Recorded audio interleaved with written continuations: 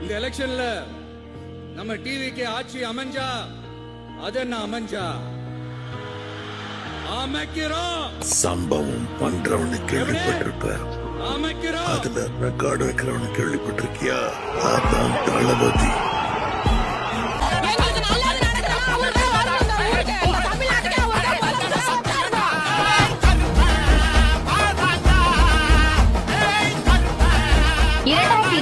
சட்டமன்ற தேர்தலில் நடிகரும் தாவேக தலைவருமான விஜய் அவர்கள் வென்று தமிழ்நாட்டின் முதலமைச்சராக ஆகியிருக்கிறார். ஜோசப் விஜய் நான் வரேன்.